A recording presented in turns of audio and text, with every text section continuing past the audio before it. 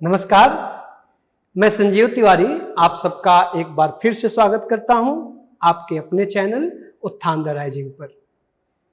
दोस्तों, बीच में हम लोग कुछ क्वेश्चंस की बात कर रहे थे। आपको मैंने प्रैक्टिस की एक सीरीज चलाई, आपने कुछ प्रश्न किए भी, मुझे आशा है कि आपने उसका आनंद भी लिया होगा। लेकिन अब मुझे लगता है कि मुझे फिर से वापस उस मकाम पे जाना चाहिए जहां मैंने आपको छोड़ा था। हम लोगों ने टाइम एंड टेंसेज के प्रयोग की शुरुआत की थी और जहां तक मुझे याद है मैंने प्रेजेंट कॉन्टिन्यूअस और पास्ट कॉन्टिन्यूअस टेंस की बात की थी। तो मैं फिर से आपको टेंसेज के प्रयोग की ओर लेके जा रहा हूं। थोड़ा सा आप अगर भूल गए हो तो भी, और आप नए हैं अभी जुड़ रहे हैं तो भी, पहले तो आप चैनल को सब्सक्राइब कर लें और प्लेलिस्ट में जाएं और टाइम एंड टेंस के प्लेलिस्ट को खोलें। वहाँ तमाम सेशंस पड़े हुए हैं, उन सेशंस को पहले देख लीजिए, समझ लीजिए, और जहाँ मैंने छोड़ा था वहीं से आगे की मैं शुरुआत कर रहा हूँ। आप यहाँ से जुड़ने की कोशिश करें और चीज़ों को समझने के लिए जो भी बात आपको अनसुलझी लगे तो उसके लिए आप पिछले सेशंस देख लें, आपको आसानी हो जाएगी। तो आइए मैं आपको लेके चलता हूं फिर से टाइम एंड टेंसेस की दुनिया में। तो मैंने जब कॉन्टिन्यूअस टेंस की चर्चा की, कॉन्टिन्यूअस टेंस का स्ट्रक्चर बताया, उसके प्रयोगों की बात की, वहां एक बात रह गई थी। वो बात यह है कि इंग्लिश में वर्ब्स की कुछ वैरायटीज मिलती हैं। उसमें से एक है नॉन कॉन्क्लूसिव वर्ब्स। ठीक है, या इनवॉलेंटरी वर्ब्स। या ध्यान से देखिएगा, वॉलेंटरी मीन्स जो ऐच्छिक होता है और इनवॉलेंटरी अनैच्छिक। तो नॉन कॉन्क्लूसिव अथवा इनवॉलेंटरी वर्ब्स क्या है? ये ऐसी क्रियाएं जिनको करने के लिए हमें प्रयास नहीं करना पड़ता, वो सायास होती हैं, ऑटोमेटिकली होती रहती हैं, या जिनको करने के लिए हम अपने ज्ञानेंद्रियों का इस्तेमाल करते हैं, सेंसेस का इस्तेमाल करते हैं, उनसे वो होती हैं, ऑटोमेटिकली होती रहती हैं। जैसे देखना, तो देखना तो ठीक है, ये तो जान के करते हैं। दिखाई देना, सी, सुनाई देना, हियर, स्वाद मिलना, टेस्ट, सुगंध आना, स्मेल। ठीक है, किसी चीज का ऑब्जर्वेशन करना, ऑब्जर्व, नोटिस, नो, ये कुछ ऐसी तमाम क्रियाओं के वर्ब्स की लिस्ट है जो हमें एक एक करके, हमको लगता है कि 2-3 सेशन 4 सेशंस करने पे ये पूरा एरिया कंप्लीट होगा। हम लोग एक एक करके देखेंगे। ये जो क्रियाएं हैं जो नॉन कॉन्क्लूसिव हैं या इनवॉलेंटरी हैं, क्योंकि इन क्रियाओं को करने में या तो हम अपनी इच्छा का इस्तेमाल नहीं करते या ये एवं स्वाभाविक रूप से हो जाती हैं। मैंने आपको एक लिस्ट बताई। इन वर्ब्स का प्रयोग जनरली, मैं फिर कह रहा हूं, मैं जब जनरली कह रहा हूं तो मैं पहले भी कह चुका हूं, इसका मतलब है कि इसके एक्सेप्शंस भी हो सकते हैं। लेकिन पहले हम रूल्स की बात करें तो एक्सेप्शन की बात करेंगे। तो ये जो वर्ब्स होती हैं, know, notice, observe, see, hear, smell, taste, etcetera etcetera, मैं सबकी चर्चा करूंगा एक एक करके। इन क्रियाओं का प्रयोग बेसिकली जनरली कॉन्टिन्यूअस टेंस में नहीं होता है। I repeat, the non conclusive verbs और इनवॉलेंटरी एक्शंस, यहां जो मैंने वर्ब्स लिखा है, इस वर्ब्स की जगह एक्शन शब्द का प्रयोग ज्यादा ठीक रहेगा, बेटर होगा।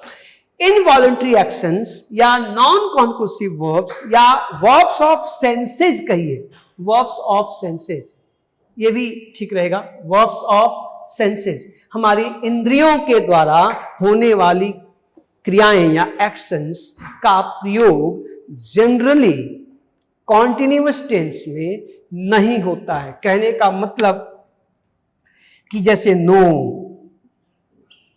सी, हियर, स्मेल,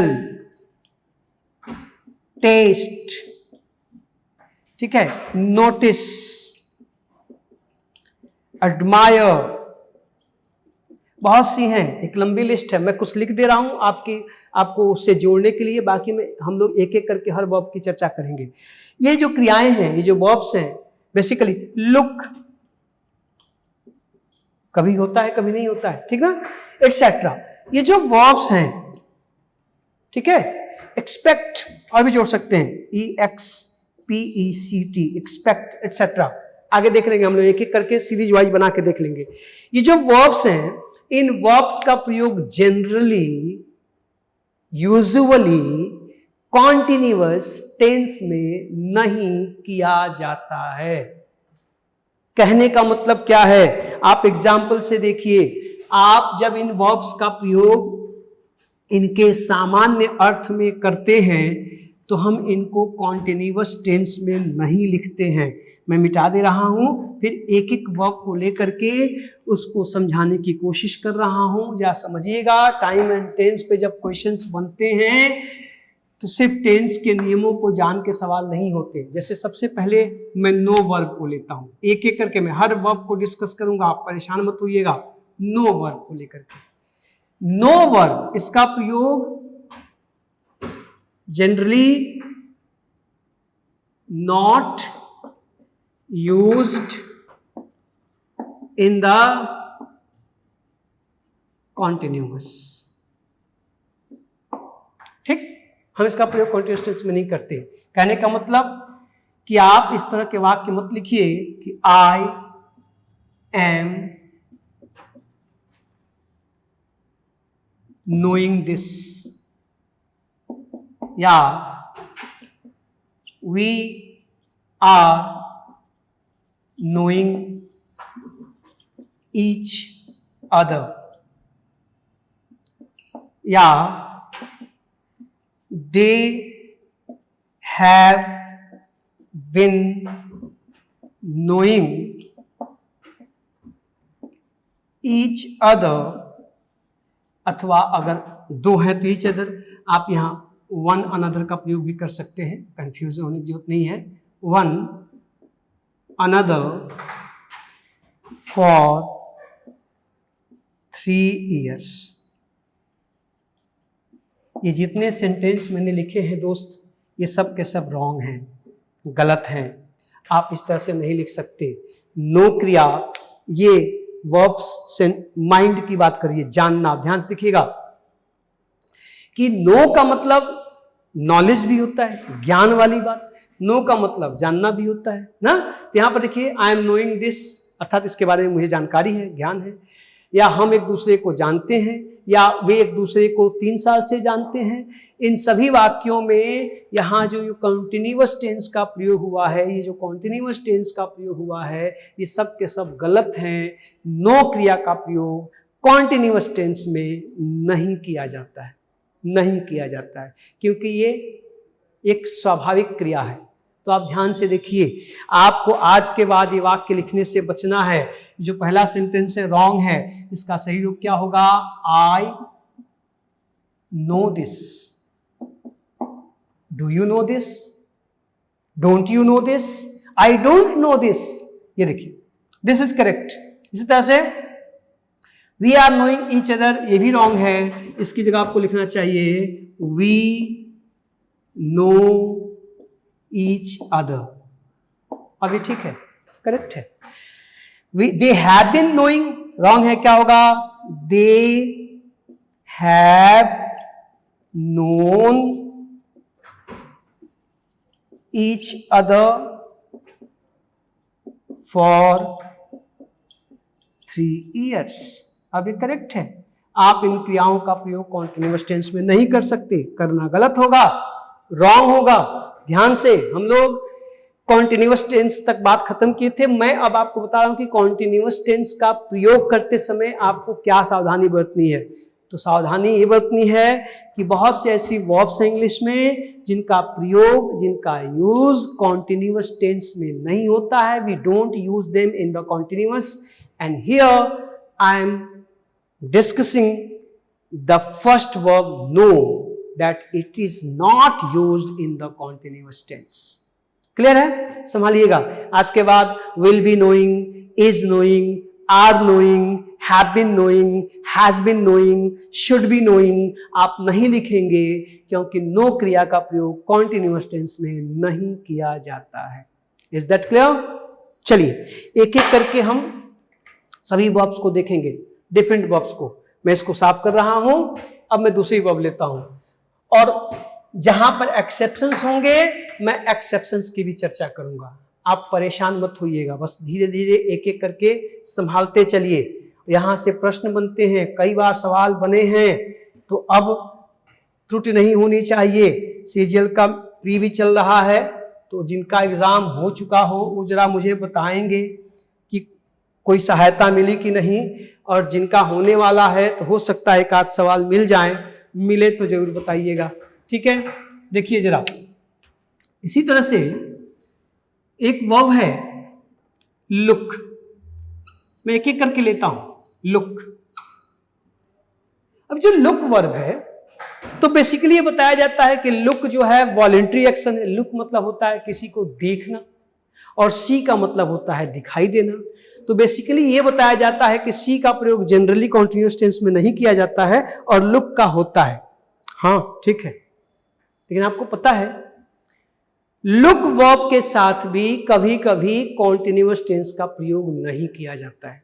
अब लुक कॉन्टिन्यूअस में आएगा कि नहीं आएगा ये डिपेंड करता है कि कब इसका प्रयोग कॉन्टिन्यूअस में करेंगे और कब इसका प्रयोग कॉन्टिन्यूअस में नहीं करेंगे. तो आइए जरा हम लोग देखें इसकी कंडीशंस. पहली चीज कि अगर ये लुक,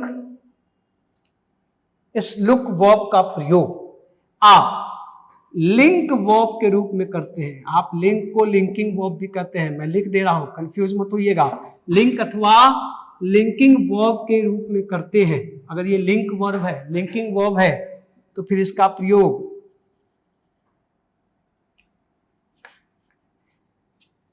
ऐसे लिखिए, cannot be used in the continuous. तब इसका प्रयोग कॉन्टिन्यूअस टेंस में नहीं हो सकता है. कब? जब ये लिंक वर्ब के रूप में है. अब आप कहेंगे कि सर ये लिंक वर्ब क्या है, तो शायद मैंने लिंक वर्ब की चर्चा किसी सेशन में की है, वर्ब में जाइएगा तो, लेकिन मैं एक बार दोहरा दे रहा हूं कि लिंक वर्ब क्या है. ध्यान से देखिएगा. हम जब किसी वाक्य में किसी वर्ब को लेके आते हैं तो वर्ब के सब्जेक्ट और ऑब्जेक्ट या सब्जेक्ट और कॉम्प्लीमेंट दोनों के बीच में कोई भेद न दिखाई दे, दोनों एक ही लगे, सेम लगे, तो वो लिंक वर्ब है. वो कॉम्प्लीमेंट या वो ऑब्जेक्ट कोई नाउन हो सकता है, कोई प्रोनाउन हो सकता है, कोई एडजेक्टिव या एडवर्ब हो सकता है. अब देखो जरा, जैसे मैं कहूं कि शी लुक्स पजल्ड. देखिएगा जरा, शी लुक्स पजल्ड ना, या दिस केक लुक्स गुड ना. अब देखो, अथवा मोहन लुक्स एक्साइटेड.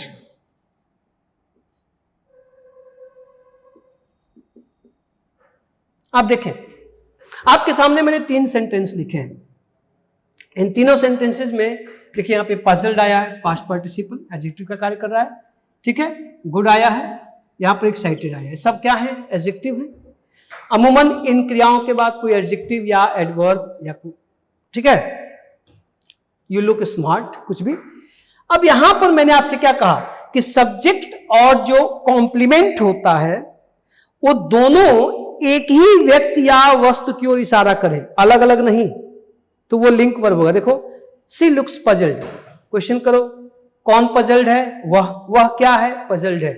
इन दोनों तरीके से फोकस किस पे है? सी। ये यहां जो वर्ब लुक है वो सिर्फ सी की बात कर रही है, इसलिए सी लुक्स पजल्ड में लुक्स क्या है? लिंकिंग वर्ब है, लिंक वर्ब है। फिर देखो, दिस केक लुक्स गुड। क्या अच्छा दिखता है? केक। केक कैसा दिखता है? अच्छा। आप दोनों ओर से प्रश्न करिए, आपके उत्तर में केक केंद्र में है। देखिए, इसमें दोनों ओर से ये वर्ब सिर्फ केक पर फोकस कर रही है। क्या अच्छा है? केक। केक कैसा है? अच्छा। तो अच्छाई किसकी है? केक की है। ये क्वालिटी इसी की है, ये क्वालिटी इस सब्जेक्ट की है, इसमें ये सब्जेक्ट शामिल है, इसमें ये सब्जेक्ट शामिल है, और इस सब्जेक्ट में क्वालिटी शामिल है। ऐसी अवस्था जब आती है तो उसे हम लिंकिंग वर्ब कहते हैं। फिर देखो, मोहन लुक्स एक्साइटेड। मोहन बहुत उत्साहित है, उत्तेजित है। कौन एक्साइटेड है? मोहन। मोहन क्या है? एक्साइटेड है। दोनों ओर से प्रश्न करिए, केंद्र में मोहन है, केंद्र में केक है, केंद्र में शी है। अर्थात यहां पर हमने ये जो लुक वर्ब का प्रयोग किया है, किस रूप में किया है? लिंकिंग वर्ब के रूप में, लिंक वर्ब के रूप में। और इस तरह से आप जब लुक क्रिया का प्रयोग करते हैं तो इसका प्रयोग कॉन्टिन्यूअस टेंस में नहीं होता है, नहीं होगा। What do I mean? I mean you cannot say or write she is looking puzzled. You cannot say she is looking puzzled. You cannot say, never say this cake is looking good. Not possible. It is not possible to say Mohan is looking excited. Mohan is looking excited. Wrong है. This cake is looking good. Wrong है. She is looking puzzled. Wrong है. In such cases, the verb look is not used in the continuous tense. So ध्यान, आप continuous tense में इस look क्रिया का प्रयोग यहां पर नहीं करेंगे। अगर आप करते हैं तो गलत होगा। ठीक है, यहां पर ये लिंक वर्ब के रूप में आया है। लेकिन मैं ये कतई नहीं कह रहा हूं कि लुक क्रिया का प्रयोग कॉन्टिन्यूअस में नहीं होता है। अब आपको पता है कि ये जो लुक वर्ब है, ये जब वाक्यों में आती है, मैं मिटा रहा हूं, ध्यान दीजिएगा, तो अमूमन इसका प्रयोग फ्रेजल वर्ब के रूप में होता है। अर्थात इसके साथ कुछ प्रेपोजिशंस जुड़ जाते हैं। कभी फॉर लग जाता है, कभी इनटू लग जाता है, कभी आफ्टर लग जाता है ना। अब देखिए, आप इसके साथ तमाम प्रेपोजिशन लगे, आफ्टर, इनटू, फॉर, एट ना, एटसेट्रा। अब ये जो प्रेपोजिशंस जब इससे जुड़ते हैं तो फिर इसकी मीनिंग बदलती चली जाती है। लुक फॉर का मतलब सर्च करना, ढूंढना। लुक इनटू का मतलब छानबीन करना, जांच करना, इन्वेस्टिगेट करना। लुक आफ्टर का मतलब देखभाल करना। लुक एट का मतलब किसी को देखना, ध्यान से देखना। You all are looking at me through your mobile phones and laptop ना। तो जब इस तरह से आप इसके साथ फॉर का, इनटू का, आफ्टर का, एट का और डिफरेंट प्रीपोजिशंस आते हैं, अप आता है, ऑन आता है, सब आता है। इन कंडीशंस में आप इसका प्रयोग कॉन्टिन्यूअस टेंस में कर सकते हैं। अब ये लिंक वर्ब नहीं होगा, आप कह सकते हैं can be used in the continuous. अब देखिए, अब आप कह सकते हैं कि they are looking for you. वे लोग आपकी तलाश कर रहे हैं, आपको ढूंढ रहे हैं, कहां हैं आप। आप कह सकते हैं कि the police are looking into the matter. इसका मतलब पुलिस मामले की छानबीन कर रही है। अब देखो, कॉन्टिन्यूअस टेंस का प्रयोग हो रहा है।